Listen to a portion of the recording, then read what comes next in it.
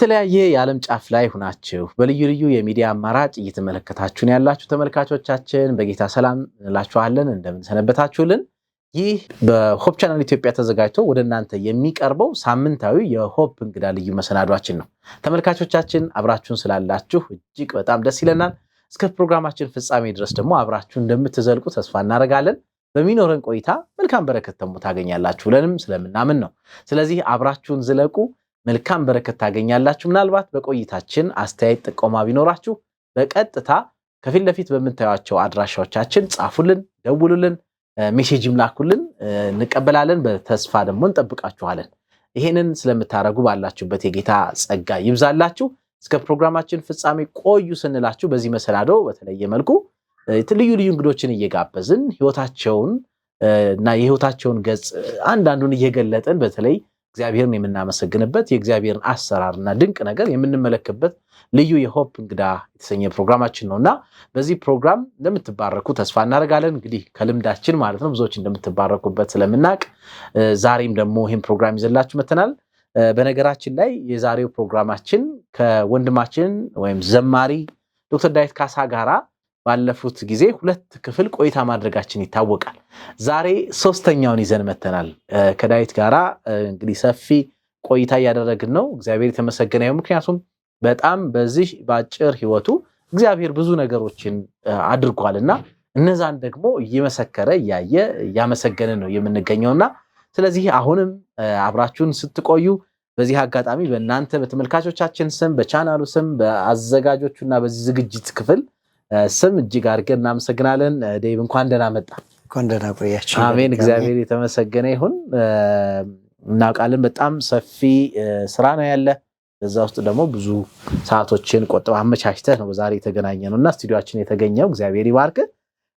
ቀደም ሲል እንዳልኩ እንደ ተመልካቾቻችን ዳዊት እንግዲህ ባለፉት 2 ፕሮግራሞች በርካታ ነገሮችን አንስተን ነበረ። እንዳልኩት በእድሜ ስትታይ ምናልባት አነስ ስላለ ግን በአንተ ህይወት ውስጥ ደግሞ ያየናቸው ነገሮች በጣም የጠለቁ በጣም ጥንካሬ ያላቸውና ጠንካራ ነገሮች ለብዙዎች ትምህርት የሚሆኑ እግዚአብሔር ከየት እንዳነሳ ገና ከመወለድ ጀምሮ እግዚአብሔር እንዴት እንዳነሳ ያን ደግሞ በልብህ ጠብቀ ያስካቸው በጣም አስገራሚ ነገሮችን በህይወትህ እየተገበርክ እዚህ መድረስህ እያየን እግዚአብሔርን ስናመሰግን ነበርና ተመልካቾቻችን ቀደም ሲል የነበረን ቆይታ እንግዲህ ሂዳችሁ ዩቲዩብ ላይ፣ ፌስቡክ ላይ፣ ቴሌግራም ላይ መመልከት ትችላላችሁ ያስባለሁ። በጣም ልዩ በረከት ነው የነበረን። ዛሬ ከዛው በመቀጠል እንግዲህ የቀሩ ነጥቦች ደግሞ አሉ ካንተ ጋር እንግዲህ ልዳነሳቸው የምንፈልግ። በነገራችን ላይ ተመልካቾቻችን ዳዊት ካሳ በዚህ በሆፕ ቻናል ላይም በተለይ ከአገልግሎቱና ከመክሊቱ ከዘማሪነቱ የተነሳ በሆፕ ውዳሴ በሚሰኘው ፕሮግራም ይታወቃል። ለበርካታ ዓመታት ሲያገለግል ነበር። እግዚአብሔር ይመስገን ሲያገለግል እንደነበረ ታውቃላችሁ ተስፋ አደርጋለሁ። ስለዚህ ብዙ በረከቶች አሉ። ዘማሪ ነው፣ አገልጋይ ነው፣ እንደገናም ደግሞ ጠንካራ ባለትዳር እና ደግሞ ብዙ ቦታዎች ላይ የሚያገለግል ትልቅ ቦታ ላይ የሚያገለግል ወንድማችን ነው። መልካም በረከት እንደምታገኙ ተስፋ እያደረግን ነው። እንግዲህ ሂዳችሁ ወደ ኋላ የነበሩን ቆይታዎች ተመልከቷቸው። ምክንያቱም እዚህ አሁን አንስቼ አልጨርሳቸውም። ዛሬ ግን ቀጥታ ወደ እንግዲህ ባለፈው ነካ አድርገን ወይም ተመልካቾቻችን ተናግረን ያለፍነው ነገር ዳዊት በዚህ በአካዳሚክ ህይወት በዚህ በትምህርቱ ዓለም ቤተሰብ ዘመድ ሁሉም ነገር ተስፋ ቆርጦ በቃ የትም አይደርስም የተባልከውን እግዚአብሔር ግን ምክንያት አድርጎ በአንድ ወቅት በጣም ነገሮች ተቀየሩ። ዛሬ እንዳውም በዚህ አጭር ህይወትህ ትልልቅ ሰዎች የሚደርሱበት ሌቭል ላይ ወይም ደግሞ የፒኤችዲ ሌቭል ላይ የዶክትሬት ሌቭል ላይ ደርሰሃልና ይሄ በጣም የሚያስደንቅ ነውና ደስ የሚለው ደግሞ የሚገርመው ይሄንን ፒኤችዲን ደግሞ የሰራሃው ወይም ርዕሰ ጉዳይ ወይም ደግሞ ጥናትህ ደግሞ በቤተክርስቲያን ዙሪያ ላይ የሚያጠነጥን ነበርና አሁን ስለሱ ነው እንግዲህ አንስተን አንዳንድ ነገሮችን እንድንጫወት የፈለኩና ከነገረ ቀደም አንደኛ ርዕሱ ምንድነው የሚለውን ነገር ብትነግረን፣ ያን ርዕስ ለምንድን ነው የመረጥከው? ትኩረቱስ ምን ነበር? እንደው ጠቅለል ባለ ሁኔታ መጨረሻስ ውጤቱ ምን ነበር የሚለውን ነገር ብናነሳ ደስ ይለኛል። እሺ እንግዲህ በድጋሚ አመሰግናለሁ ስንቱ። ትምህርት ያው ቤተሰብ በትምህርት ብዙ እንድንሄድ ይፈልጋል። አጋጣሚ ሆኖ ደግሞ አንዳንድ ጊዜ መሰናክሎች ያጋጥሙናል። ባለፈው ምናልባት አንስቼው ሊሆን ይችላል። በትምህርት ብዙ የምጠበቅ ሰው አልነበርኩም። ሰነፍ አይደለሁም፣ ያው ያኔም ብያለሁ። ግን ቸልተኛ፣ ለሌላ ነገር ትኩረት የምሰጥ ስለነበርኩ በዛ ምክንያት የሆነ አመት ላይ ወደኋላ ቀርቼ ነበር። መጀመሪያ አካባቢ የደረጃ ተማሪ ነበርኩ። እስከ 6ኛ ክፍል ኦልሞስት የደረጃ ተማሪ ነበርኩ። 7ኛ ክፍል ከገባሁ በኋላ ነው ነገሮች የተቀየሩ። እንደውም 8ኛ ክፍል እንደውም ወድቄያለሁ። እና ከዛ በኋላ በቃ እንደገና መነሳት ያለ እስካይመስል ድረስ እኔም በራሴ ተስፋ የምትቆርጠው ነገር አለ። ቤተሰብም በቃ ቶሎ ጨርሶ ሞር ቴክኒካል ወደሆነ ነገር ነው ብዙ ጊዜ ልቤ የነበረውና እንጨት ስራ ወዳለው እንጨት ስራ ነበር ልቤ የነበረውና ወደዛ ሄዳለው ነበር ሐሳቤ። ነገር ግን ወደ አዲስ አበባ ለትምህርት ከመጣሁ በኋላ ከ9ኛ ክፍል በኋላ እስከ 12ኛ ክፍል ሚዲየም የሚባል ተማሪ ነው የነበርኩት። ያ ስትራግል እያደረኩ እና ዩኒቨርሲቲ ከገባሁ በኋላ ነው ይሄ ቼንጁ እንደገና የመጣው። ወደ ትምህርት እንደገና የተመለስኩት ከዩኒቨርሲቲ ከገባሁ በኋላ እና ዩኒቨርሲቲ አስታውሳለሁ አንድ የመጀመሪያ ኮርሳችን የማኔጅመንት ተማሪ ነኝ። ቢዝነስ ማኔጅመንት ነው ዲፓርትመንት የደረሰኝ እና ደግሞ ፈልገውም ትምህርት ነበር ልጅም እያለው ይሄ ማናጀር መሆን የሚል ሐሳብ ነበረኝ፣ ምክንያት ነበረኝ። ለዛም ብዙ ጊዜ አባቴ ቢሮ ሄዳለሁ፣ እዛ ማያቸው ነገሮች ነበሩና ቢሮ ሰው ኃላፊ ነበር ያቀረጸ ነገር አለ እና አያለሁና በጣም አሁንም በጣም ማልወደው ነገር ሰው እንዴት ቢሮ ባለ ጉዳይ መጥቶ ውጭ ይጠብቃል የሚል ያኔ አባቴ ቢሮ የሚመጡ ሰዎች ወዲያው ተስተናግደው ይሄዳሉ። ሌላ ቢሮ ግን ጠብቀው አንዳንድ ጊዜ አተው ሲሄዱ ልጅ ነኝ ግን በጣም አስተውል ነበርና በቃ እኔ ማናጀር ነው መሆን ፈልገው ሰዎች መተው እኔ ጋር ቶሎ ጉዳያቸው አልቆ ሲሄድ ያላቸው ደስታ ተመለሰላቸውም አልተመለሰላቸውም፣ የመጡበት ጉዳይ ላይ ተደሰቱም አልተደሰቱም የሚገርም እና ምንድነው ብዬ እናቴን ማናጀር ለመሆን ምንድነው ሰዎች እንዴት ነው የሚሆኑት ምናምን ብዬ ጠይቄ አውቃለሁ። እና ማኔጅመንት የሚባል ኮርስ ነው ወደ ማናጀር ለመሆን የቢሮ ኃላፊ ለመሆን የሚል ነገር አስታውሳለሁ ልጅ እያለሁ ስትነግረኝና ከዛ በኋላ ማኔጅመንት መማር ነበር ፍላጎቴ። እግዚአብሔርም ያን ነገር አስቦ ይሄን እድል አመቻቸልኝ። ቢዝነስ ማኔጅመንት መጀመሪያ ደረሰኝ። እዛ ገባሁ። ደብረ ብርሃን ዩኒቨርሲቲ ነው የተማርኩትና ስገባ ያው በልደት ተመላሽ የሚባሉት አይነቱኝ የኔ ሄድኩት። ምክንያቱም የ12ኛ ክፍል ውጤቴ በጣም ዝቅ ያለ ነበር። በጣም ተንጠልጥዬ ማለት ይቻላል። በእርግጥ ከፍ ያለ ውጤት ነበር በእኛ ዘመን ከሌላው ጊዜ የተሻለ ብዙ ተማሪ የሰራበት አመት ስለነበር መግቢያው በጣም ተሰቅሎ ነበረ። በ200 ነበር ይገባ የነበረው፣ በእኛ ጊዜ 250 ሆነ።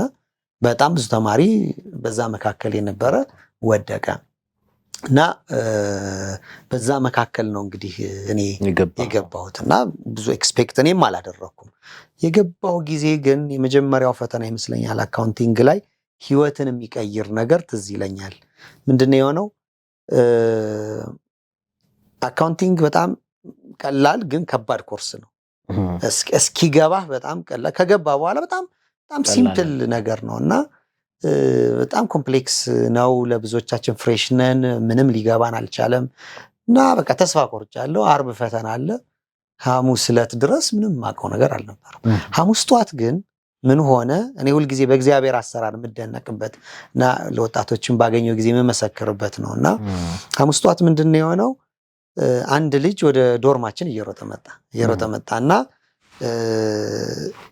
የመጣበት ምክንያት የኔ ጓደኛ የአንድ ሀገር ልጆች ስለነበሩ እሱን አርብ ፈተና ስላለው አሳየኝ ብሎት ክፍል ከመግባቱ በፊት የሆነ ነገር ሊያሳየው ነው የመጣው። በሌሊት ነው የመጣው። ቁርስ አልሄድንም። ፊቴን ታጥቤ ስመጣ ቁጭ ብለው ይሰራሉ እና እኔ ከነሱ ቁጭ ካሉበት በላይ ስለነበር አልጋዬ እዛ ላይ ያስተካከልኩ የምለብሰውን እየለበስኩ እሰማለሁ ማለት ነው።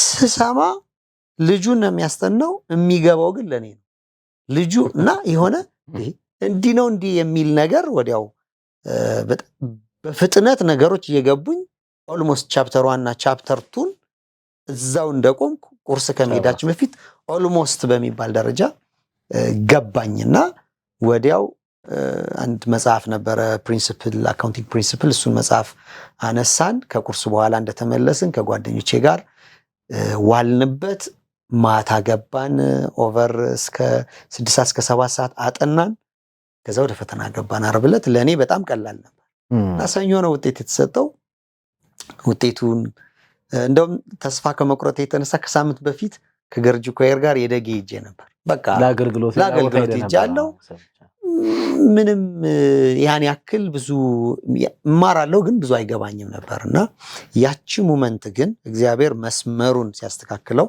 የታወቀኝ ቀን ነውና ወዲያው ወደ ፈተና ገባው ዓርብ ዕለት ጥሩ ነበር ለኔ ስወጣ ብሶ ከብዶታል እኔ ብዙም አነ ሰኞ ሲሰጥ በጣም የሚያስደነግጥ ነበር ውጤቱ እኔ ዩኒቨርሲቲ ላይ እንደዛ አጠብቅም 0 ከ20 ምናምን ነው የሚሰጠው እና በጣም ያስደነግጣል እና መጨረሻ የኔ ስም ሲጠራ በቃ በጣም ደንግጫለሁ በቃ በጣም ትንሽ ቴንኪው ብሎ ሲሰጠኝ ማመን አልቻለም 18.5 ነበር ያመጣሁት ከ20 ከዛ ይሄ ሞመንት ምን አደረገኝ የነብርን ጭራ አይዙትም ከያዙትም አይለቁትም አይነት ነገር እስከ ከሱ ሌቭል ላይ ላለመውረድ እዛ ሌቭል መውረድ ማለት አንደኛ የመጀመሪያ ፈተና ነው በዩኒቨርሲቲው ክፍል ውስጥ ከዛ 3 ልጆች ነን በቃ 19 18 እና 18.5 ያመጣ ነው ሌላው በሙሉ ወደ 20 ወደ 30 ተማሪ ከ20 ከ0 በታች ነው 0 ነው ከ10 በታች ነው አብዛኛው ጥቂት ልጆች ከ10 በላይ ያመጡ ልጆች ነበርና ያ ሞመንት ምን አደረገኝ ትምህርትን ለካ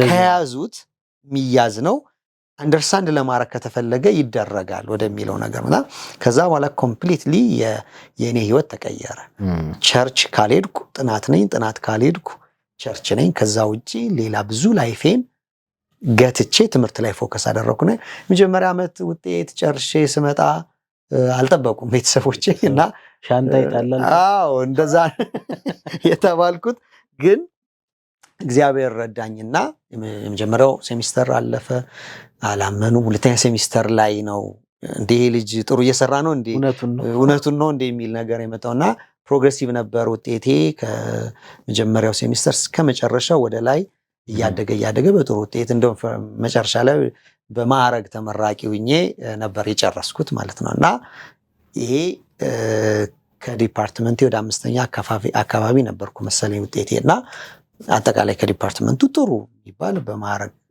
ያ በጣም ለኔ ላይፌን ቼንጅ ያደረገ ነበር ከሱ ጋር ተያይዞ ከሱ በዚህ ትምህርት ውስጥ ፎከስ እንዳደርግ በቃ መስራት እንደምችል ማንበብ እንደምችል ካነበብኩ ደግሞ አንደርስታንድ ማድረግ እንደምችል የገባኝና ትምህርት ላይ በጣም ሲሪየስ መሆን የጀመርኩት የመጀመሪያው የትምህርት ዘመኔና የመጨረሻው የትምህርት ዘመኔ በዩኒቨርሲቲ ጥሩ ነበረ ማለትና ከዛ በኋላ ረጅም ጊዜ ወደ ማስተርስ አልሄድኩም እኔ ፎከስ አድርጌ ስራ ላይ ነበርኩና መጨረሻ ላይ በአንድ አጋጣሚ ግን ማስተርስ መማር እንዳለብኝ አሰብኩ ከዛ ጋር ተያይዞ ዩኒቨርሲቲ አስተማሪነት እድል አግኝቼ ነበር መጀመሪያ እዛ ተወዳድረን አልፈን ነበር ፋይናሊ ሌላ መስሪያ ቤት ተመደብኩ ያን መስሪያ ቤት መቀጠል አልፈለኩም ከእምነቴ ጋር በተያያዘ የተመደብኩበትን ቦታ አልፈለኩትም ፖዚሽኑን ስለዚህ በራሴ ስራ ፈልጌ ነው ወደ ስራ ዓለም የገባሁትና ረጅም ጊዜ ስራ ላይ ነው የቆየሁት እና ማስተርስ ትምህርት መማር እንዳለብኝ የወሰንኩ ጊዜ ልክ እንደ ዩኒቨርሲቲው በደንብ ይሄ ፎከስ አድርጌ መማር ነበረብኝና ብዙ ነገር አቁሜ ነበር ስማር የነበረውና ስማርም እንደዚሁ በቃ በቢዝነስ አድሚኒስትሬሽን ነበር እሱንም እንደዛና እንደጨረስኩ በቃ ይሄን ትምህርት ሳላቆም መቀጠል አለብኝ ለምን ድሮም ልጅም እያለሁ ማስበው ነገር አለ ምናገረው ነገር አለ በዚህን ያክል ዓመቴ ውስጥ እነዚህ ነገሮች መጨረስ አለብኝ የሚል ለራሴ ያስቀመጥኩት ጎል ነበርና ከዛ የተነሳ አንድ ቤተሰብ አንድ ዶክተር ነበርና እሱ ጋር ቁጭ ብለን አወራን ፒኤችዲ መቀጠል ፈልጋለሁ ምንድነው ማድረግ ያለብኝ የትኛው ትምህርት ቤት ይሻላል ኢትዮጵያ ውስጥ ምን ስለው ክርስቲያን ነበርና ምን አለኝ ዳዊት አንተ ክርስቲያን ነህ ክርስቲያን ከሆንክ ደግሞ ሃይብሪድ የሆኑ ኮርሶች አሉ አንደኛ ራሱ ቢዝነስ የሚለውን ሐሳብ የያዘ ሁለተኛ ደግሞ እንዴት ነው ከክርስትና ጋር በተለይ ክርስቲያን ሆኖ አስተዳዳሪ ለሆነ ክርስቲያን ሆኖ የቢሮ ኃላፊ ለሆነ ክርስቲያን ሆኖ ቢዝነስ ላይ ለተሰማራ ሰው ሊሆን የሚችል ኮርስ አለ ቼክ ብታደርገው ብሎ አንድ ኮርስ ጠቆመኝ ወዲያው ነው ምንም ጊዜ አላጠፋውም ሂጄ ቼክ አደረኩት የኮርሱን ዲቴል አየሁት በጣም ነው የወደድኩት ክርስቲያን ቢዝነስ አድሚኒስትሬሽን የሚል በፒኤችዲ ሌቭል የነበረ ኮርስ ነው በጣም ደስ አለኝ ቼክ አደረኩ ሞር እኔ የፈለኩት ምንድነው አንድ ነገር ላይ ሞር ፎከስ አድርጎ ማጥናት ነበርና ከክርስትና ጋር ሲያያዝ ደግሞ ከአገልግሎት ጋር ስለነበርኩ በጣም ለኔ ኢንትረስቲንግ የሆነ ኮርስ ነበርና ኢሚዲየትሊ ወሰንኩ እሱን ጀመርኩና ፒኤችዲ ትምህርት ስንማር ወደ 18 ኮርሶች ነበሩ በወር አንድ ኮርስ መጨረስ ነውና በጣም ታፍ ነበረ ሌት ተቀን ማንበብ አለብን መጻፍ አለብን አርቲክሎች መጻፍ አለብን እነሱን ሰብሚት ማድረግ አለብን በየኮርሱ መጨረሻ ፈተና አለ አንዱን ፈተና ጨርሰን ወደ ሁለተኛው ለመሄድ ወዛው ነው ኮርስ ተቀበለን ምን ሄደው እና ረፍት የሌለው ነበር ግን ባለፈው እንዳነሳው ታይምን በጣም ማኔጅ ማድረግ ያስፈልጋል በጣም እሱ ወደ ሪሰርቹ ስመጣ ግን አሁን እንግዲህ ቢዝነስ አለ ከዛ ደግሞ ክርስቲያን የሚል ሁለት ኮንሴፕት ያለው ኮርስ ስለሆነ ወደ ሪሰርቹ ስመጣ ይሄንን አሁን ያጠናው ወደ ሪሰርቹ ከመምጣት በፊት ነው ይቅርታ አድርግልኝና እንመጣለን ወደ ሪሰርቹ እንመጣለን እሱን ያነሳነው ጥያቄ ግን በመሃል ካነሳቸው ነጥቦች አንፃር አሁን እንዳልከው ከዛ ከዩኒቨርሲቲ ከወጣ በኋላ ስራ ቀይረሃል ምክንያቱም ባለፈውም እንደተናገርክ ቅድሚያ መሰጠው ይሄ አገልግሎትህን ነውና ከዛ የተነሳ ይመስለኛል ስራ ሁሉ ቀይረ በራስ ገባ ከዛ ስራ እየሰራ ምናልባት ኋላ መጣበታለው በጊዜ ነው በጣም early ነው አንተ ትዳር ውስጥ የገባኸው ከዛ ደግሞ ማስተርስ ከዛ ፒኤችዲ እነዚህ ሁሉ ስታረግ ግን ምናልባት እኔ ስለማቅ ከአገልግሎት አልጎደልክም እንደነበረ ነው እኔ አገልግሎት የጎደለበትን ጊዜ አላየው ምናልባት ከጨረስክ በኋላ የእረፍት አመት ብላ አንድ አመት ማረፍን አስተዋውሳለሁ ከዛ በፊት ግን እንዳውም የበለጠ በተለይ ፒኤችዲ የተማርኩ የበለጠ ሰራ የነበረውና እንደው ከታይም ማኔጅመንቱ ከምኑም በላይ ለኢችን ፖይንት እንድታነሳልኝ ፈልጌ ነው ለአገልግሎት ለእግዚአብሔር ጊዜህን መስጠት ምናልባት የጨመረው ነገር ይኖር ይሆን እንዴ ዝም ብሎ አይቻልም ቢዜ የጨመረው ነገር ይኖራል ግን ፕሪንሲፕል ነው ሁልጊዜም ህይወት የፕሪንሲፕል ነገር ከሆነ ጥሩ ነው ባለፈው ገርጅ ስናነሳው ነበር እንዲሁ ስናወራና ተመልካቾችም በዚህ አጋጣሚ ጀስት ምነግራቸው ነገር ካንተ ጋርም የተያዘ ነገር ስለሆነ ማለት ነው አንዴ ስንታየው ለህቱ የመከራት እህቱ ግራጁዌት ስታደርግ የነገርካት ነገር አጋጣሚ እኔ ቪዲዮ እየቀረጽኩ ነበር እሱ ሞመንት በጣም ኢምፓክት ያሳደረ ስለሆነ ማነሳውና እንግዲህ ስንታየው ነው አንተ ነህ ለሚሚ 12ኛ ክፍል ጨርሳ የምትመክራት እኔ አጋጣሚ ካሜራ ያስተብዬ ካሜራ ይዤ እየቀረጽኩ ነውና የተናገርከው ነገር ሁሉ ጊዜ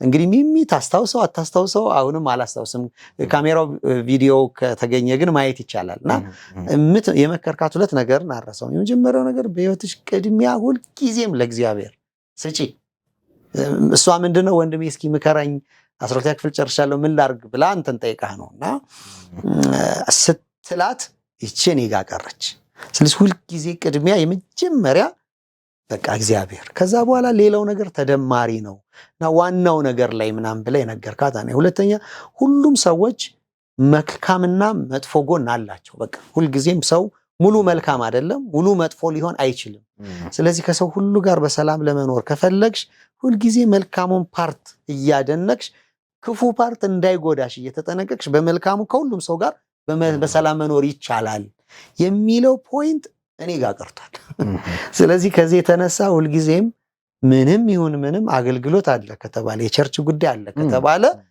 እኔ ሌላው ነገር ቀጣይ ነው ብዬ ነው ማስበውና እንደውም ሁሌ ይላለው በራንክ ሳስቀምጥ የመጀመሪያ አገልግሎት ከዛ ባለቤቴ ከዛ ልጆቼ ከዛ በኋላ ስራዬ ከዛ ቤተሰብ ሌላው ፋሚሊ ብዬ ነው ማስቀምጠው በዚህ ሬንጅ ውስጥ ቅድሚያ የምሰጠውን የትኛው እንደሆነ አውቃለሁ ምንም ነገር ቢመጣ ቅድሚያ የምሰጠው ምንድነው ብዬ አውቃለሁና ፒኤችዲ በመማርበት ጊዜ በጣም ታይት ነበር ኩነቱን ለመናገር እስከ ሌሊቱ 6-7 ሰዓት ታነባለ ከዛ ሌሊት 10 ሰዓት እንደገና ደግሞ መነሳት ይኖርብኝ ነበር ብዙ ጊዜ እንደዛ አረጋለሁ እሱ ግን ምን ጠቀመኝ ከሱ በፊት የነበረው ህይወቴ እንደምታውቀው ልብስ ሰፋ ነበር እና እሱ በጣም ታታሪ ሰራተኛ እንደሆነ አድርጎኝ ነበር መሰለኝ እና ልብስ ሰፋ 18 ሰዓት በቀን ሰራ ነበር። ኢትዮጵያ ውስጥ እስከማይታሰብ ድረስ 18 ሰዓት የምሰራው ቢሮ ነው። ቀኑን ሙሉ ውላለሁ። ከዛ ጨርቅ ለመግዛት ወይ ሾላ ወይ መርካቶ ሄዳለሁ። ገዝቼ ማታ መጥቼ እንደገና ሰርቼ በሚቀጥለው ጠዋት ኦቨርሉክ ለማስመታት ሾላ ሄዳለሁ። ይሄ አትሊስት 18 ሰዓት ሚኒመም እሰራ ነበር። አንዳንድ ጊዜ እንደውም ከዛ ይበልጣልና ከዛ ነው ኢሚዲየትሊ አቁሜ ወደ ማስተርስ የገባሁት። በዛው ወደ ፒኤችዲ የመጣሁትና እሱ ሳይጠቅመኝ አይቀርምና ዴዲኬት ሁኜ ብዙ ሰዓቴን ስራ ላይ እንዳደርግ ያደረገኝና ከዛ የተነሳ ነው እና ቅድሚያ እኔ አሁንም ቢሆን በቃ አገልግሎት አለ ከተባለ የምችል ከሆነ ለማድረግ እሞክራለሁ። አንዳንድ ጊዜ ከአዲስ አበባ ውጭ ለመውጣት አሁን ከምሰራው ስራ ጋር ብዙ ጊዜ አይመቸኝም እላለሁ። በዚህ አጋጣሚ ይቅርታ ጠይቃለሁ። ብዙ ጊዜ ብዙ ጥሪዎች አሉ። ብዙ ስጠራ መሄድ ይከብደኛል። ምክንያቱም የምሰራው የግሌን ስራ አይደለም። ወይም ደግሞ ብዙ ጊዜ ሆፕ ቻናል የምሰራ ነው ይመስላቸው አንዳንድ ሰዎች። ሆፕ ቻናልም አይደለም የምሰራው። የምሰራበት ቢሮ ደግሞ በስርዓት ስራዬን መስራት አለብኝ። ፈቃድ በታይም ባውንድ የተደረገ ነው። በፈለኩበት ጊዜ መውጣት ወይ ምናምን ላልችል እችላለሁ እና አንዳንድ ጊዜ ከራሴ ጋር ከዚህ ከትምህርቱ ጋር ከቤተሰብ ጋር በተያያዘ እረፍቶችን ቀድሜ ስለምጠቀማቸው መውጣት አልችልም። ከዚህ የተነሳ አልወጣም እንጂ አዲስ አበባ ውስጥ አለ በሚባለው በተጠራው ወይም እኔ የኔ አገልግሎት ባስፈለገ ጊዜ ለመሄድ ብዙም አልቸገርም። ቅድሚያ እሰጣለሁ። ምክንያቱ ደግሞ ይሄ ነው ለማለት ነው። በጣም አመሰግናለሁ። በዚህ አጋጣሚ ተመልካቾቻችን ስለ ልብስ መስፋት ሲያነሳ ብዙ ኳየሮች ልብስ ለብሰዋል። አንዳንዶቻችን ደግሞ ሱሪ አድርገናል።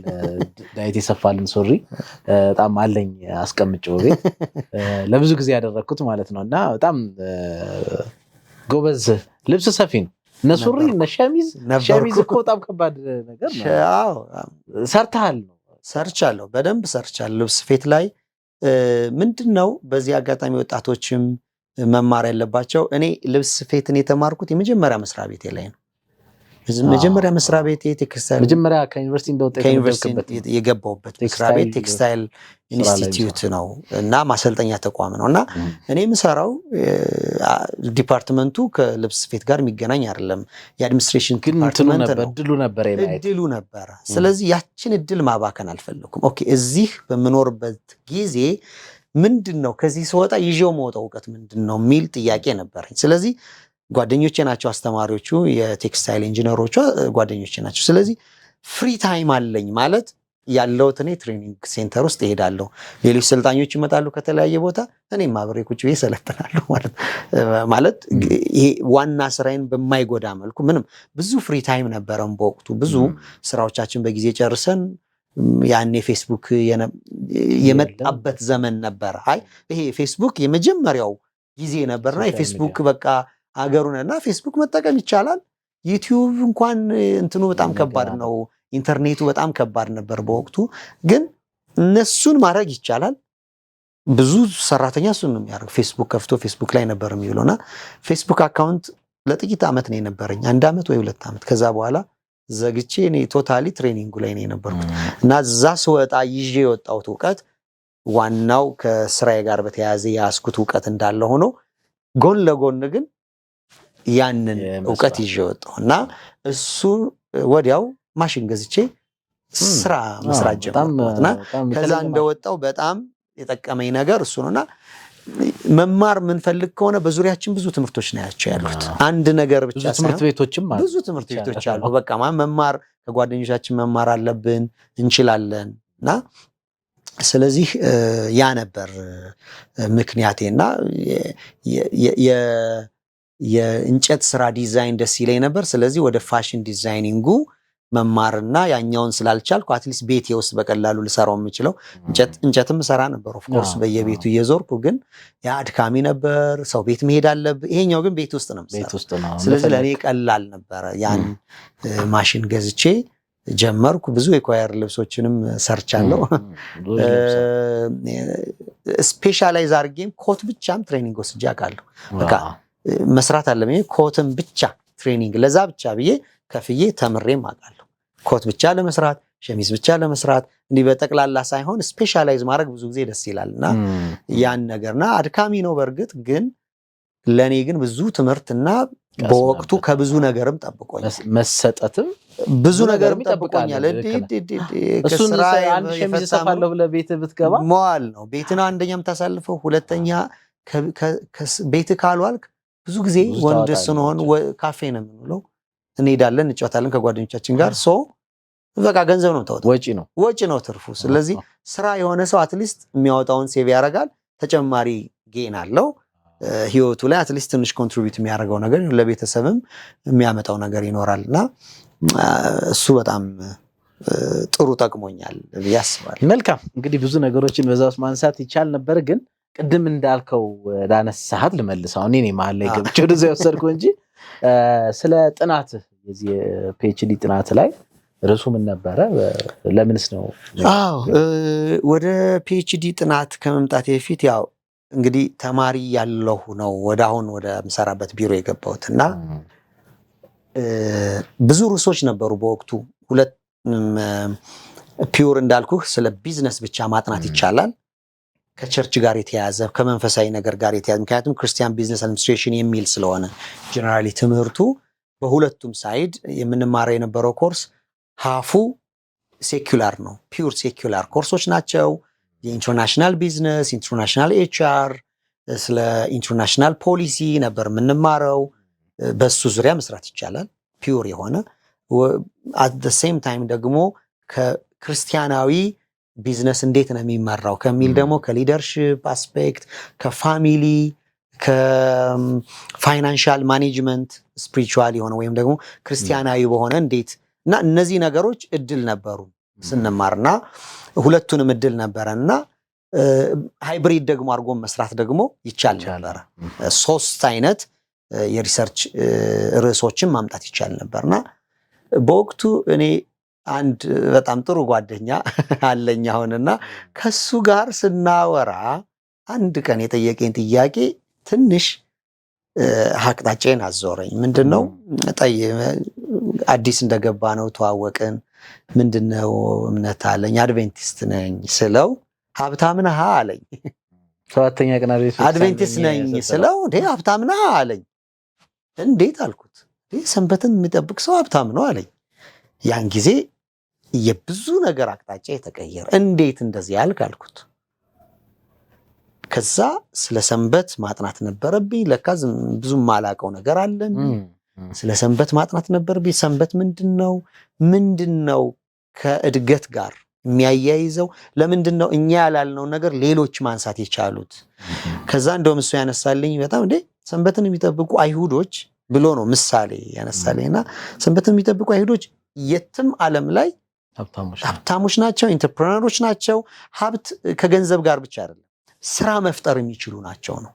ሀብታም የመሆን አሁን ብዙ ሰው ከገንዘብ ጋር ኢንተርፕረነርሺፕ ከገንዘብ እንደሱ አይደለም። ሲጀመር ብልጽግና ማለት ወይም ባለጸጋ ማለት ገንዘብ ያለው ማለት አይደለም። ጸጋ ራሱ ክርስቶስ ነው፣ ክርስቶስ ያለው ማለት ነው። ለኔ ዲፊኒሽኑ እሱ ነው። አንድ ሰው ባለጸጋ ነው ከተባለ ጸጋ አለው ማለት ነው። ጸጋ ደግሞ ክርስቶስ ነው። ክርስቶስ ሲኖረው አንድ ሰው ብዙ ነገር መቀየር አለበት።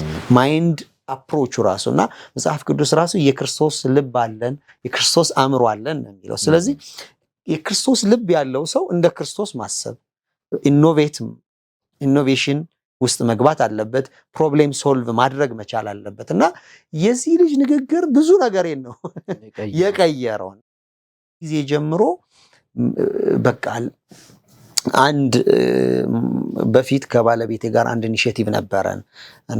ዩኒየንም ሂደን አናግረን ነበር፣ ሴንትራል ፊልድም ሂደን አናግረን ነበር። ምንድነው ሰዎች ስራን እንዲሰሩ ሰንበት 6 ቀን ስራ ስለሚል ከዚህ አንጻር ትሬኒንግ አዘጋጅተን ብንሰጥ ብለን አናግረን ነበር። አልተሳካልንም፣ አልሄድንም።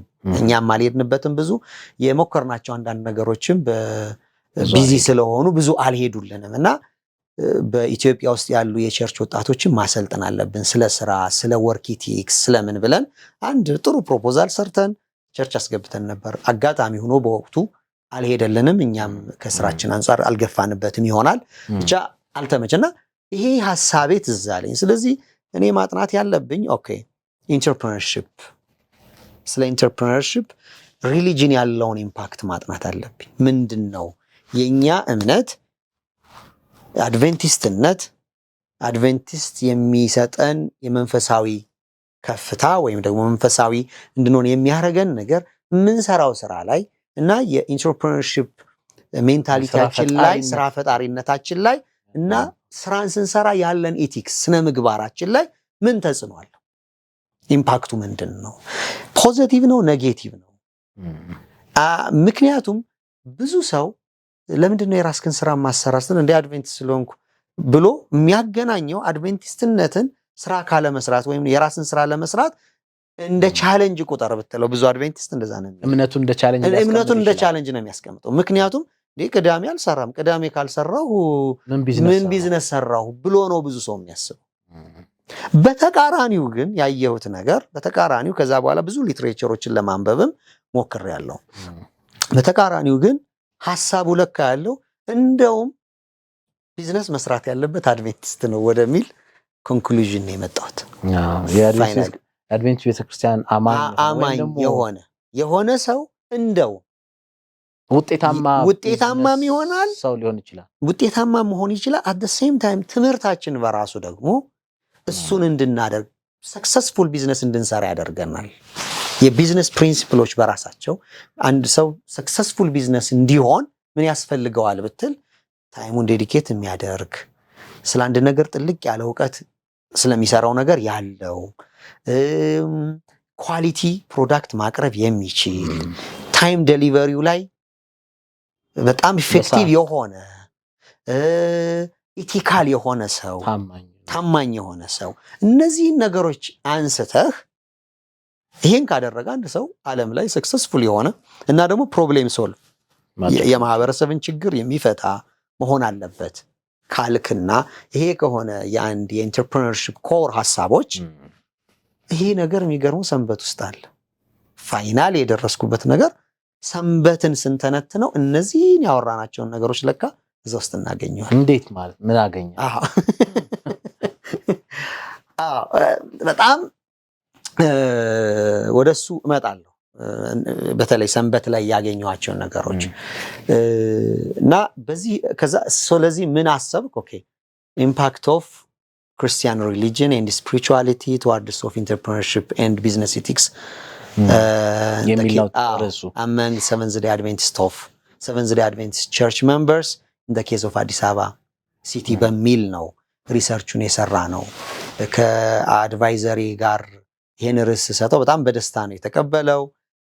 በሪሰርች ሂደቱ መጀመሪያ ይሄ በሪሰርች ቋንቋ ኳሊቴቲቭ የሆነ ሜትድ ነበር የምንከተለው ወይም በኤክስፒሪየንስ ከሰዎች ኤክስፒሪየንስ ማወቅና ከነሱ ጋር ዲፕ የሆነ ጊዜ አሳልፎ የነሱን ኤክስፒሪየንስ መንፈሳዊነታቸው ያላቸው እምነት በተለይ ቢዝነስ የሚሰሩ ሰዎችን ማግኘት ነበርና መጀመሪያ በጣም ያስገረመኝ ነገር ሴንሰስ ዳታ ሰበስብ ነበር። በየቸርቾቹ ፓስተሮች ጋር እየደወልኩ ምን ያክል የራሳቸውን ስራ የሚሰሩ አድቬንቲስቶች አሉ፣ አጠቃላይ ምን ያክል ምዕመን አለ ብዬ ሴንትራል ፊልድም ደውዬ ዳታዎች ወስድ ነበርና በወቅቱ ወደ 3800 አካባቢ አባል አዲስ አበባ አካባቢ አለ የሚል ዳታ ተሰጥቶኝ ያገኘሁት የሚገርም ወደ 120 ሰው ብቻ ነው የራሱ ስራ የሚሰራ ያለው በወቅቱ። እኔ በሪሰርቹን ከዛ በኋላ ብዙ የተቀየረ ነገር አለ። ኦፍ ኮርስ አሁን ላይ በጣም ብዙ ወጣቶች የራሳቸውን ስራ ይሰራሉ።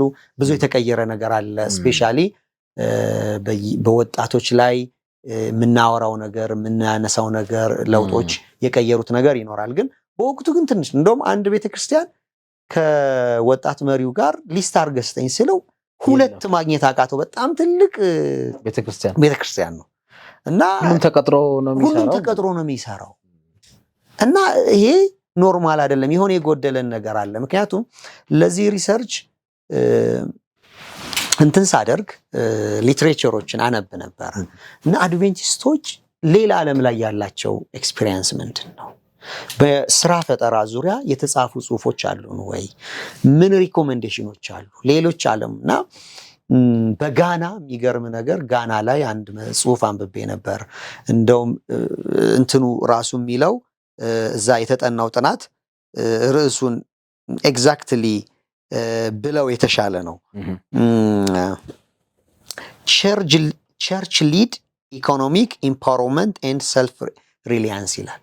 ቸርች ሊድ የሆነ ኢኮኖሚክ ኢምፓወርመንት መኖር አለበት እና ያጠኑት ጥናት ነው ቸርች እንዴት ነው የቤተክርስቲያን ምዕመኖቿን ራሳቸውን እንዲችሉ ማድረግ የምትችለው በሚል በአድቬንቲስት ተጠጥቶ ያውም በፕሮጀክት ደረጃ ተቀርጾ ይሰራበት የነበረ ፕሮጀክት አገኝ በጣም ገረመኝ። አሜሪካ ውስጥ እንደዚሁ ብዙ ሪሰርቾች ተሰርተዋል።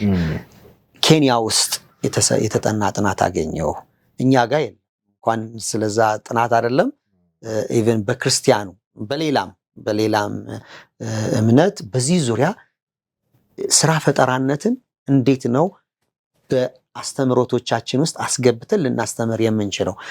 ኢቲካል የሆነ ስነ ምግባር ያለው ሰራተኛ መሆንን እንዴት ነው በትምህርቶቻችን ውስጥ አስገብተን ማስገባት የምንችለው የሚል ጥናት ኢትዮጵያ ውስጥም ብዙ የለም፣ በሌሎችም ማለት ነውና ከዛ የተነሳ በጣም አድቫይዘሪ በጣም ወደደው።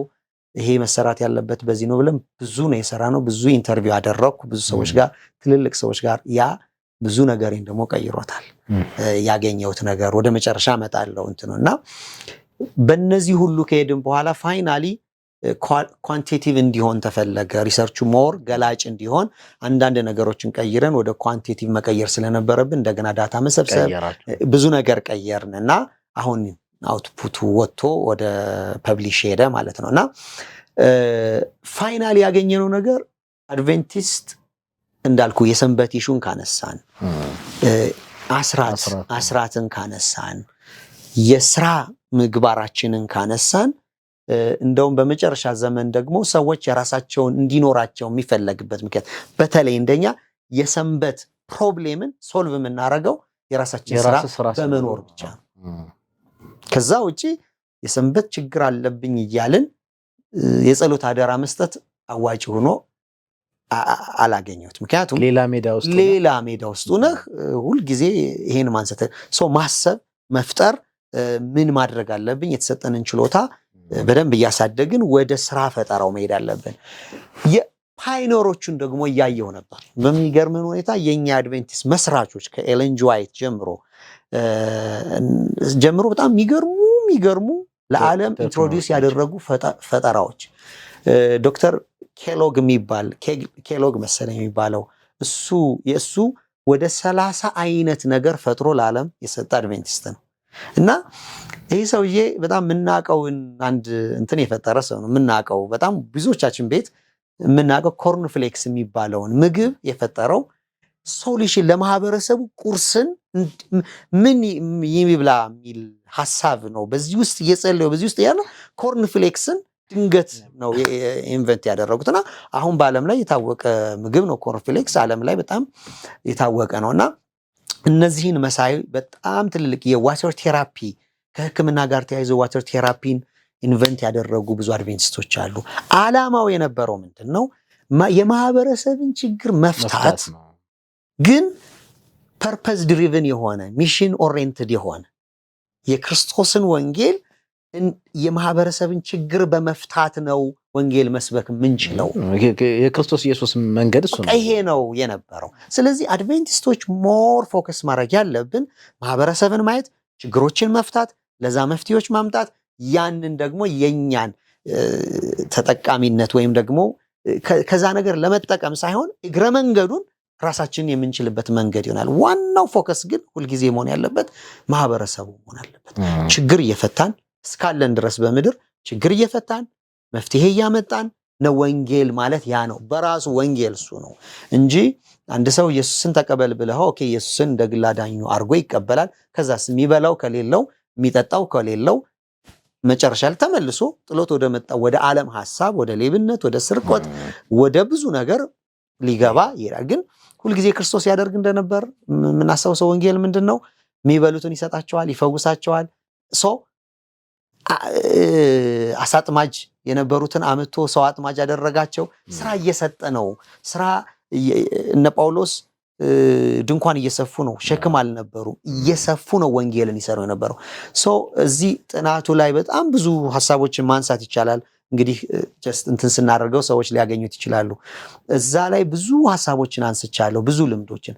አውሮፓ ውስጥ አንድ ልጅ ያደረገው ነገር ሁልጊዜ አረሰውም እና እሱን ባነሳ ጠቃሚ ለወጣቶችም ጠቃሚ ስለሆነ እንደምናውቀው አሁን ከረንትሊ ታቱ በጣም አሁን ይሄ ንቅሳት በጣም ብዙ ሰውን ሳያስበው እየገባበት መውጣት ያጣ በቃ ይነቀስና ከዛ በቃ መጥፋት አይችልም እና ይሄ ልጅ ከጸሎትና ከብዙ ጥናት በኋላ ሪሙቭ ማድረግ የሚችል እንትን ፈጠረ ክሬም እና ያን የሰጠው ስም ነበረ በጀርመንኛ ነው ስሙን የሰጠው ግን ትርጉሙ ምንድነው እንደገና መመለስ ወደ ቀድሞ መመለስ የሚል ለምንድነው ይሄን የሰጠው ሲል ልክ የኔ ፕሮዳክት በተጸጽተው ያንን እንትን ሙቭ ለማድረግ የሚፈልጉ ሰዎችን ሙቭ እንደሚያደርግ ሁሉ የክርስቶስ ደም ከኃጢአታቸው የሚመለሱ ሰዎችን ማንጻት ይችላል የሚል እንትን አድርጎ ነው የሚሰራበትና በጣም ኢንተረስቲንግ የሆነ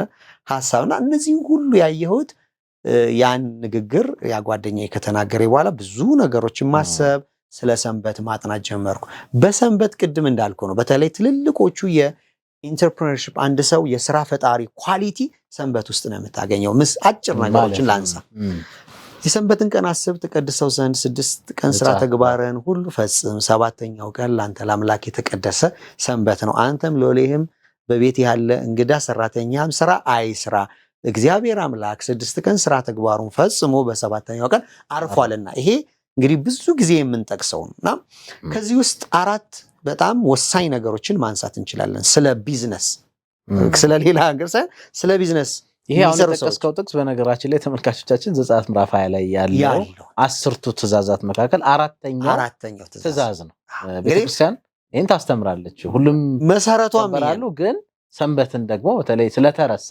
ሰዎች ወደ ሰንበት ወደ እግዚአብሔር ሐሳብ እንዲሆን ታስተምራለችና ያን ተከስከው ለማለት ነው እና ቴንክ ዩ እና ይሄ ሐሳብ ዲቴል ሳጠናው ነበር ምንድነው የያዘው ብዬ የተለያዩ ነገሮችን ሳጠና ያገኘሁት ነገር የመጀመሪያው ነገር 6 ቀን ሥራ ተግባርን ፈጽም ነው የሚለው ሰው የተሰጠው አንዱ ትእዛዝ ሰባተኛውን ቀን ማረፍ አይደለም 6 ቀን መስራት አለበት 6 ቀን ካልሰራ ሰባተኛውን ቀን ስላረፍክ ትርጉም የለውም አልፈጸምክም እንጂ ህጉንም አላከበርክም እና የአራተኛው ትእዛዝ ሙሉ የሚሆነው ሰው 6 ቀን ሲሰራ ብቻ ነው እንጂ ሰባተኛውን ስላረፈ አይደለም ስለዚህ መሰረታዊ ነገር እንግዲህ አንድ የራሱን ቢዝነስ የሚሰራ ሰው 6 ቀን ቢሰራ ብላ አስበው ሰክሰስ አንደኛው ከስራ ነው የሚመጣው የራሳችንን ስራ የምንሰራ ምንሆን ተቀጥረንም ስንሰራ እንደውም ስትሰሩ ለእግዚአብሔር እንደምትሰሩ ዛሬ ለአንድ ሰው ስናገር ነበር እኔ ምሰራው ለቀጣሪ አይደለም ወይም ላለቆች አይደለም ያልኩ ስናገር ነበር እኔ ምሰራው ለእግዚአብሔር እንደምሰራ ነው እና ያንል ነበርና የመጀመሪያው ፖይንት ምንድነው አላብራራውም በጣም ራሱ ግልጽ ስለሆነ 6 ቀን ምንሰራ መሆን አለብን ሁለተኛው 6 ቀን ሥራ ተግባርን ፈጽም ምትለው ይጭቃለች ፈጽም ማለት ምን ማለት ነው አንድ ሰው መፈጸሙን የሚያረጋግጠው በምንድን መፈጸሙን የሚያረጋግጠው ፕላን ከሌለ መፈጸምህን አታረጋግጥ ፈጸምኩ ምትለው ፕላን ሲኖር ነገር ሲኖር ካልሆነ ዝም ብለህ ነው የምትሰራው ማለት ነው እያንዳንዱ ሰው ፕላን ኑሮት ያን ፕላን በየሳምንቱ እየጨረሰ አሁን የብዙ ቢዝነስ ችግር ምንድነው ስትል አይፈጽም ያዘዝከው ኦርደር መቼ ነው የሚደርሰው በቃ ከእንጨት ሰራተኛ ጋር ተጨቃጭቀህ አልደረሰም እንትን እኮ ሆኖብኝ ነው አይፈጸምም ፕላን የለም ዴሊቨሪ የለም ማለት ነው የቢዝነስ ትልቁ ሰክሰስ ግን ዴሊቨሪ ታይም ነው ዓለም ላይ ትልልቆቹ ኦርጋናይዜሽኖች አንደኛው ያደጉበት ትልቁ አስፔክታቸው ወይም ጎናቸው ምንድነው በቃላቸው አፈጻጸማቸው ሪል ታይም ዴሊቨሪ ዛሬ ካሉ ዛሬ በዚህ ሰዓት ካሉ በዚህ ሰዓት መፈጸም ብቃታቸው ስለዚህ ሰንበት ይሄንን ኮንሴፕት ያዘ ለመፈጸም ማቀድ አለብህ ታትረህ መስራት አለብህ ካልሆነ አትፈጽመው ማለት ነው ከፈጸምክስ መፈጸም አለብህ ካላ ከፈጸምክስ የፈጸምክ ሰው ሌላ ይሰጠዋል ማለት ነው ሌላ ነገር የመስራት እድል ይኖረዋል ብዙ ነገር የማምረት እድል ይኖረዋል ማለት ነው ስለዚህ እንደ አድቬንቲስት በፕላን የምንሰራ የምንፈጽም መሆን አለብን የሚል ነው ሶስተኛው እዛ ውስጥ ያገኘሁት በጣም ትልቅ ነገር ይሄን ደግሞ ከአንድ ወንድም ጋር ሳወራ በኢንተርቪው መሃል የገባኝ ነገር ነው። ምንድነው አንዳንድ ሰዎች አለኝ በተለይ እስራኤሎች አሜሪካ አካባቢ ያሉ አድቬንቲስቶች የድሮቹ አድቬንቲስቶች ለምንድነው ቢዝነስ የምሰራው ካልካቸው ሰንበት ጠባቂ ስለሆንኩ ነው የሚሉት።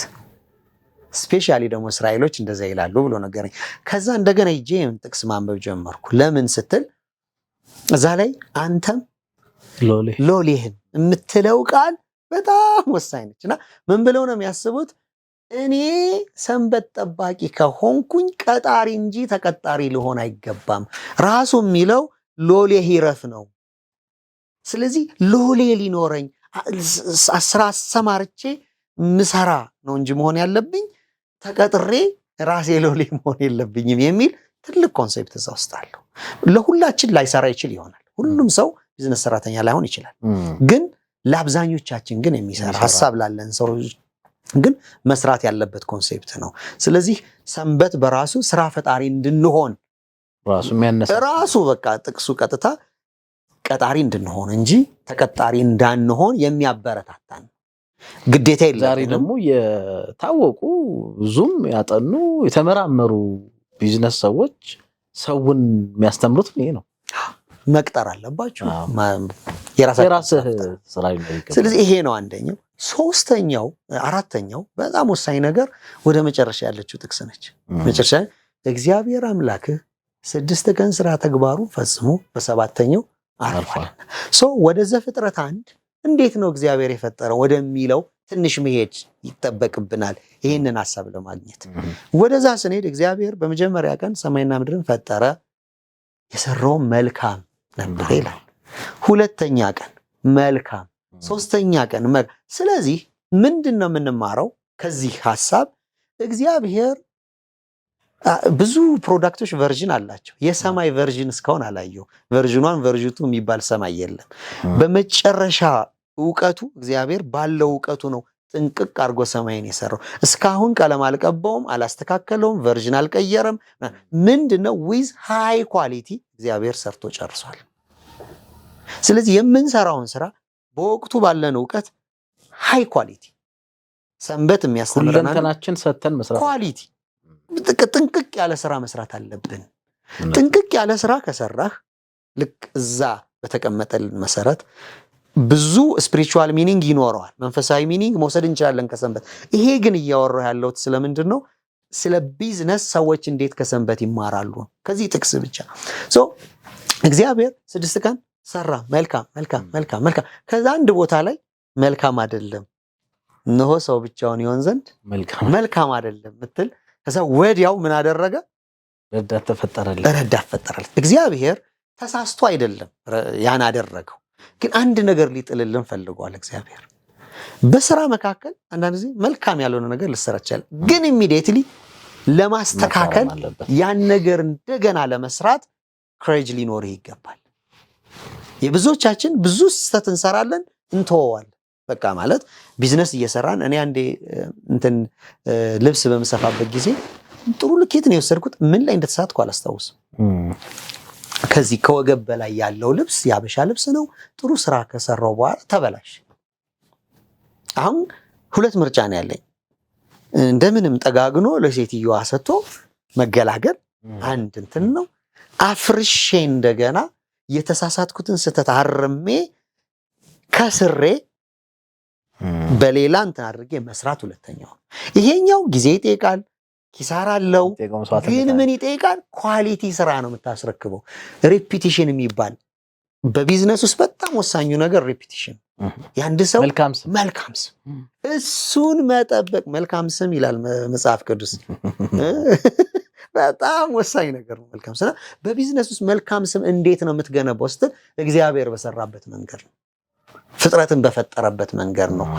ኳሊቲ ነገር መስራት። ኢንኬዝ ፌል ብታደርግ ወደ ኳሊቲ ለሱ ግን ሁልጊዜ ምና ቅድም ፕላን ብያለሁ አይደል? እግዚአብሔር 6 ቀን ፈጅቶበትም እኮ አይደለም። እግዚአብሔር ማለት በአንድ ቀን ሁሉን ነገር ምድርም ሰማይ ምንም ሁሉ ማለት ይችላል። እግዚአብሔር ስላቃተው ደክሞትም አይደለም ያረፈው። ይሄ በጣም ግልጽ ነገር ነው። እግዚአብሔር ሊያስተምረን የፈለገ ፕላንን፣ እቅድን ከዛስ ፕላንህን ማየት እግዚአብሔርም አየ መልካም እንደሆነ ሁልጊዜ ሰርቶ ሲጨርስ የሰራውን ይገመግማል። ግምገማ አንድ ሰው በስራው ይሄን ማድረግ ከቻለ ምን ሰራው፣ ምንድን ነበረ ፌል ያደረኩት የሚል ከሆነ እንግዲህ አንድ ቢዝነስማን ይሄንን ፕሪንሲፕል ወደ የራሱ የሚሰራቸው ስራዎች ቢወስድ ውጤታማ የማይሆንበት መንገድ የለም።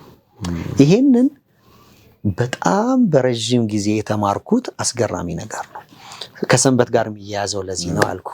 ለዚህ ነው እስራኤሎች ለምንድን ነው የትም ቦታ ሲሄዱ አንድ ጁሽ በቃ የሚሰራው ነገር የቤተክርስቲያናችን ተልኮ ማይተው ከሆነ ወይም ደግሞ ልብ፣ እጅ አይደለ ራስ ስሪ እና አንዱ ልብ እጅና ሄድ ነው ራስ ነው። በቃ ሁልጊዜ ቴክኒካል ነገር መስራት መቻል አለ። የሆነ ነገር ምሰራ መሆን አለብህ።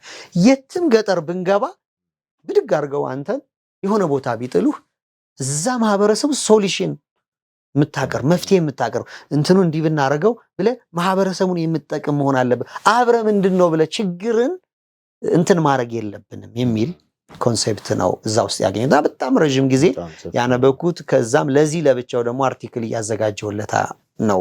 ይሄም ዲቴል ምን ማለት ነው፣ እንዴት ማድረግ እንችላለን ወደሚሉ እንትኖች ለመጻፍ እየሞከርኩ ነው። ኦልሞስት አንደኛው ይሄ ነው በዚህ ጥናት ውስጥ የተማርኩት። ሌላኛው አስራት ነው።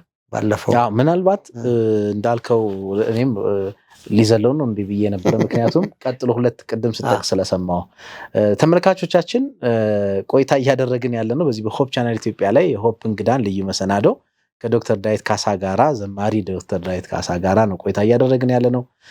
በሱ ህይወት ውስጥ እግዚአብሔር የሰራውን በተለይ ደግሞ ብዙ ነጥቦችን አንስተናል። ዛሬ በተለይ ደግሞ የሰራው ሪሰርች አለ። የቤተክርስቲያን አስተምሮ በስራ ፈጣሪነት ወይም በቢዝነሱ ዓለም ምን ያህል ኢምፓክት አለው ወይም ተጽዕኖ አለው፣ በጎ ነው ወይስ የከፋ ነው የሚለውን ጥሩ አገባብ ገብቶ ምን ያክል እግዚአብሔር በሩን እንደከፈተ የተጠቀሙ ተጠቅመዋል፣ ያልተጠቀሙ ግን አልተጠቀሙም። ያውም ቤተክርስቲያን ደጋግማ የምታስተምረውን 10ቱ ትእዛዛት የእግዚአብሔር ህጎች ወይም ባህሪዎች ዛሬም የሚከበሩ ናቸው በሚል በተለይ ብዙ ዓለም የተውን የሰንበትን እውነት በማንሳት እዛ ውስጥ እግዚአብሔር እንዴት ያለ ኢንተርፕረነር መሆን እንደሚችል ወይም የስራ ፈጣሪ ሰው መሆን እንደሚችልና የተሳካለት ሰው መሆን እንደሚችል ያገኘውን ነገር እያስደነቀን ነበር። ይሄ እንግዲህ በጥናቱ ላይ ያነሳው። ሌላው ደግሞ አሁን እያነሳ ያለው ከአስራት ጋር ነው።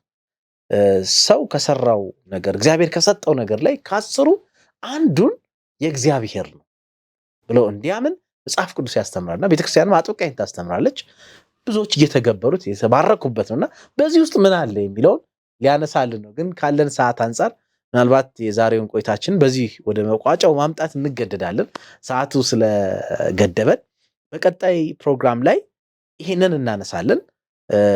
ይሄን ካነሳን በኋላ በተለይ ደግሞ ከምናነሳቸው ነገሮች መካከል አንዱ ዶክተር ዳዊት ካሳ በጣም ገና ልጅ እያለ ወደ ትዳር የገባ ነው እና ቀደም ሲል አንስቶት ነበረ ለምን ወደዛ እንደገባ እሱን በማንሳት በዛ ውስጥ ደግሞ ያሉ እና እግዚአብሔር የባረከውን ነገሮች በማንሳት እግዚአብሔርን እናመሰግናለንና በሚቀጥለው ፕሮግራም መጨረሻውን ክፍል ይዘን እንመጣለን። እስከዛ እንድትጠብቁን በጌታ ፍቅር እንጠይቃችኋለን። የዛሬውን ግን በዚህ እንቋጫለን። አስተያየት ጥቆማችሁን ወይም ደግሞ ጥያቄዎቻችሁን በአድራሻዎቻችን እንድትልኩልን እያሳወስን ለነበረን ቆይታ እናንተንም እያመሰገን ወንድሜ ዘማሪ ዶክተር ዳዊት ካሳን እጅግ በጣም እያመሰገንኩ በዛኛው ፕሮግራም እስከምንገናኝ የጌታ ጸጋ ከሁላችንም ጋር ይሁን። ሰላም ሁኑልን።